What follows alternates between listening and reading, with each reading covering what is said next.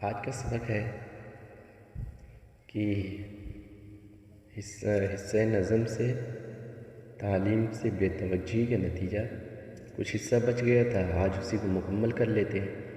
اگر ایک پہننے کو ٹوپی بنائے تو کپڑا وہ ایک اور دنیا سے لائے، جو سینے کو وہ ایک سوئی منگائے تو مشرق سے مغرب میں لینے کو جائے۔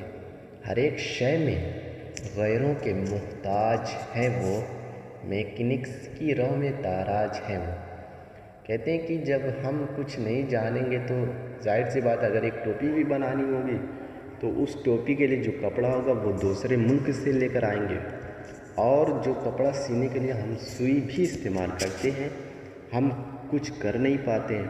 ہم ایک چھوٹی سی سوئی کے لیے بھی دوسرے ملک کا سہارا لیتے ہیں۔ مشرق سے مطلب ہم اپنے ملک سے مغرب میں یعنی یورپ کی کنٹری سے اس چیز کو منگاتے ہیں۔ ہر چیز میں ہم غیروں کے محتاج ہیں، اور میکینکس کی رو میں تاراج ہے وہ۔ تاراج مانے ہوتا ہے بہ جانا، برباد ہو جانا، تو وہ بس دوسرے کا سہارا ہے، دوسرے کے سہارے پر ہم جیتے ہیں، ٹھیک ہے۔ اس کے بعد کہتے ہیں کہ جو مغرب سے آئے نہ مال تجارت، تو مر جائے بھوکے وہاں اہل حرفت۔ ہو تجار پر بند راہ معیشت، دکانوں میں ڈھونڈے نہ پائے بضاعت۔ پرائے سہارے ہیں بیوپار وہاں سب، تو پھیلی ہے سیٹھ اور تجار وہاں سب۔ جو مغرب سے آئے، کہتے ہیں کہ اگر یورپ کے ملک سے تجارت کا مال نہ آئے تو وہاں پر کھیتی باڑی کرنے والے، تجارت کرنے والے بھوکے مر جائیں۔ اہل عفت کھیتی باڑی کرنے والے بھوکے مر جائیں، اور جو تاجر ہیں، جو بزنس مین ہیں، ان کی روزی روٹی کا کام بند ہو جائے۔ اور اس کے بعد ہم کو اگر وہاں سے سامان نہ آئے تو یہاں کی دکانیں خالی پڑ جائیں گی۔ بذات مانے سامان، یعنی سامان دکانوں میں نہیں رہیں گے، تو جب دکانوں میں سامان نہیں رہیں گے تو آدمی تو بھوکا مرے گا ہی۔ پرائے سہارے، ہمیں بس دوسروں کا سہارا ہے۔ پرائے سہارے یعنی دوسروں کے سہارے پر ہم تجارت کرتے ہیں، ہمارا کچھ اپنا ہے نہیں، ہم دوسرے کے سہارے پر اپنی تجارت کرتے ہیں۔ اگر وہ بند کر لے تو ہماری تجارت بند ہو جائے۔ تو پھیلی ہے سیٹھ اور تجار وہاں سب۔ اور جو یہاں کے سیٹھ وہ بن بلائے مہمان کی طرح ہے، سامان آیا تو سیٹھ کہلائے، سامان نہیں تو وہ فقیر ہو جائیں گے۔ تو جتنے لوگ ہیں بس ایک بن بلائے مہمان کی طرح ہے، بس سامان آتا ہے وہ لوگ پہنچ آتے ہیں، سامان نہیں تو پھر ان کا کاروبار ٹھپ ہے۔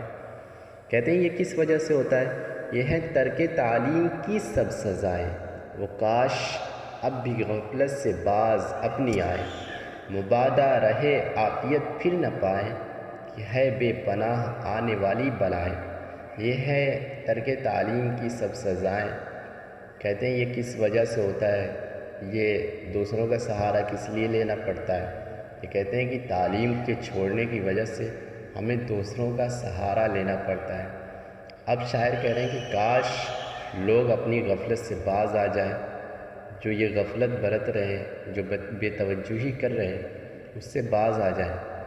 مبادا میں کہیں ایسا نہ ہو، کہیں ایسا نہ ہو کہ راہ عافیت پھر نہ پائے، تو ان کو سکون، کہیں ایسا نہ ہو کہ ان کو زندگی بھر سکون نہ ملے۔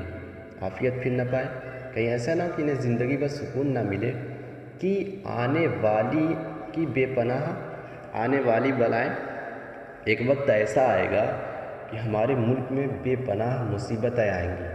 اب انسان کچھ جانے گا نہیں، انسان کے پاس، ہمارے ملک والوں کے پاس کچھ رہے گا نہیں، دوسرے کے سہارے پر ہم جئیں گے۔ اگر وہ اپنا سہارا چھین لے تو ہمارے پاس بلائیں ہی بلائیں ہوں گی، مصیبتیں ہی مصیبتیں آئیں گی۔ ہوا بڑھتی جاتی سرے رہ گزر ہے، چراغوں کو فانوس بن اب خطر ہے۔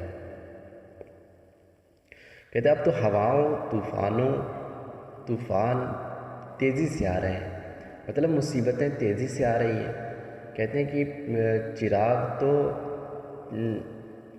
جب اس کے ارد گرد شیشہ رہتا ہے تو وہ چراغ بجھتا نہیں ہے، تو کہتے ہیں کہ اب یہ چراغ بھی ان ہواؤں کے جھونکوں سے بجھ جائے گا۔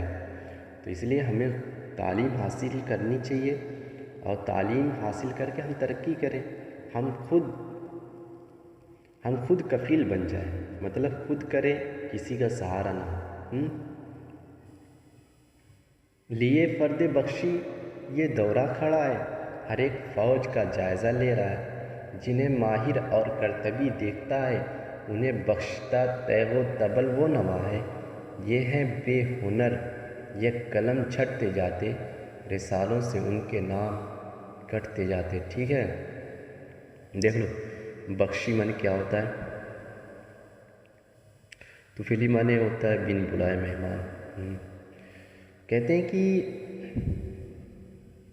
لیے فرد بخشی یہ دورہ کھڑا ہے، ایک شخص ایسا ہے جو ہر شخص کا جائزہ لیتا ہے، ہر ایک فوج کا جائزہ لے رہا ہے، مطلب جن کو فوج میں بھرتی کیا جا رہا ہے ان کا جائزہ لیا جا رہا ہے۔ یہ نہیں کہ جن کو کچھ نہیں آتا ان کو بھی فوج میں شامل کر لیا، جو چھوٹے قد کے ان کو بھی شامل کر لیا، جو کمزور ہیں ان کو بھی شامل کر لیا، ایسا نہیں ہے۔ وہ ہر شخص کا جائزہ لیتا ہے، جنہیں ماہر اور کام کرنے والا محنتی دیکھتا ہے، سمجھتا ہے، انہیں بخشتا تیغ و تبل وہ نوا ہے، یعنی ان کو تلوار دیتا ہے، ان کو آواز دیتا ہے، ان کو تبل جو دوران جنگ بجایا جاتا ہے، یعنی انہیں اپنی فوج میں شامل کر لیتا ہے۔ یہ ہے بے ہنر، یہ قلم چھٹتے جاتے، رسالوں سے نام ان کے کٹتے جاتے۔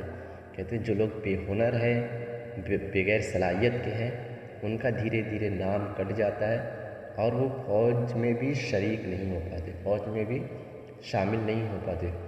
پوری نظم کا نچوڑ یہی ہے کہ اگر انسان تعلیم حاصل کرتا ہے تو وہی شخص کامیاب ہوتا ہے، وہی شخص ہمیشہ کے لیے زندہ رہتا ہے، اسی شخص کی لوگوں کے سامنے عزت ہوتی ہے، وہی شخص لوگوں کے لیے فائدہ مند ہوتا ہے۔